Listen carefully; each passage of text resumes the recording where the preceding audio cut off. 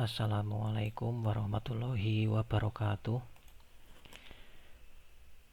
Ya, ini saya coba buatkan video penjelasan tentang file PDF kemarin, bab teori asam basa. Nah, di sini ada 3 teori asam basa. Untuk asam basa sendiri, dulu kalian sudah mempelajari pada waktu SMP. Nah, perbedaan antara asam dan basa, saya rasa kalian masih ingat ya. Nah, saya langsung ke teori saja. Teori asam basa ada 3 teori. Teori yang pertama itu teori asam basa Arrhenius. Nah, di dalam teori Arrhenius itu intinya bahwa asam adalah zat yang jika dilarutkan di dalam air akan menghasilkan ion hidronium atau H+. Nah, ini H+. Nah, jadi jika ada suatu asam HX, jika dilarutkan dalam air akan menghasilkan H+ ditambah X-. Nah, teori Arrhenius sendiri itu terbatas pelarutnya hanya pada air. Nah, pembagian asam berdasarkan jumlah H+, ya, itu ada 3. Yang pertama asam monoprotik. Asam monoprotik itu jika dilarutkan dalam air akan menghasilkan 1 ion H+. Kemudian asam diprotik, jika dilarutkan dalam air menghasilkan 2 H+.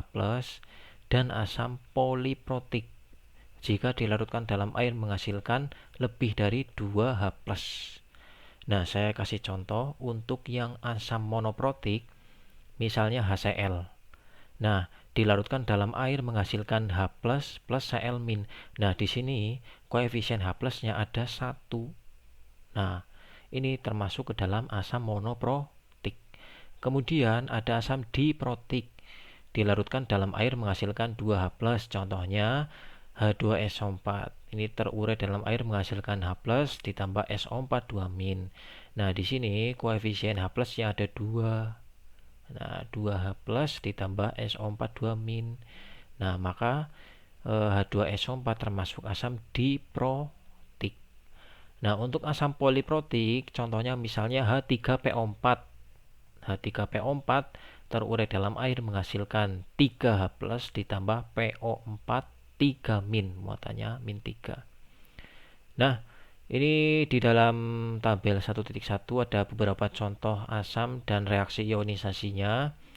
Jadi teori Arrhenius itu menghasilkan H+ ya. Jadi menghasilkan H+ ditambah dengan anion. Anion itu yang muatannya negatif. Nih, Cl-, Br-, SO4 2-, NO3- dan seterusnya. Nah, untuk asam sendiri itu ada berdasarkan kekuatannya, ada asam lemah dan asam kuat. Nah, nanti selanjutnya bisa dibahas lebih lanjut. Kemudian untuk basa itu senyawa yang dilarutkan dalam air akan menghasilkan ion hidroksida atau OH-. Nah, reaksi ionisasinya LOH terurai dalam air menghasilkan L+ ditambah OH-. L+-nya itu kation ditambah OH-nya itu ion hidronium. Basa juga sama. Berdasarkan jumlah OH itu ada basa monoprotik, diprotik, dan poliprotik. Nah, untuk basa monoprotik contohnya NaOH terurai dalam air menghasilkan Na+ ditambah OH-. OH-nya itu ada 1. Nah, ini digolongkan menjadi basa monoprotik. KOH terurai dalam air menghasilkan K+ ditambah OH-. OH-nya koefisiennya 1. Nah, masuk ke basa monoprotik.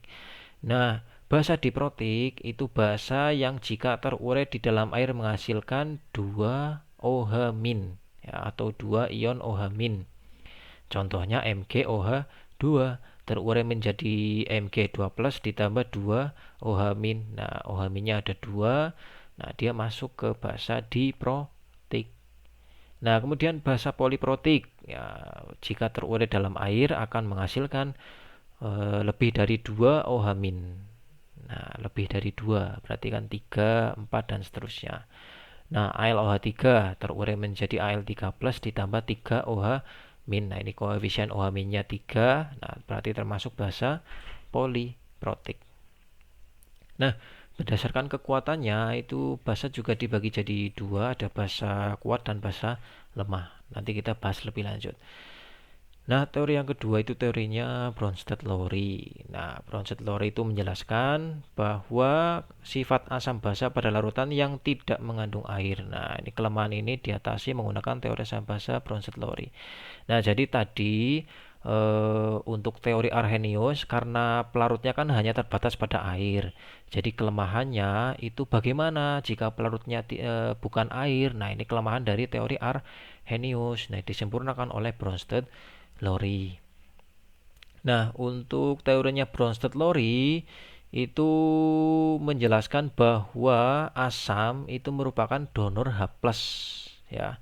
Jadi asam itu spesies yang memberikan H+, spesies yang memberikan ion H+.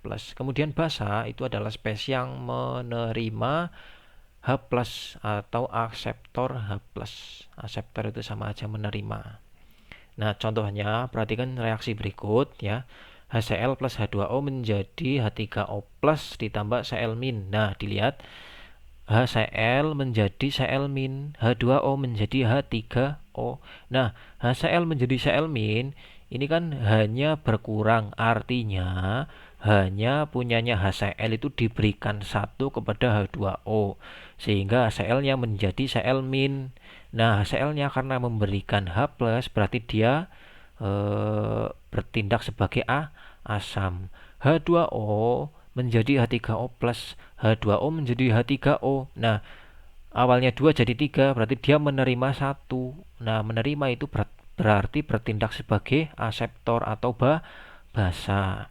Nah, di dalam teori asam basa Bronsted-Lowry ini dikenal dengan istilah asam basa konjugasi. Jadi pasangan asam basa konjugasi atau basa asam konjugasi. Nah, dilihat ya, HCl tadi bertindak sebagai asam.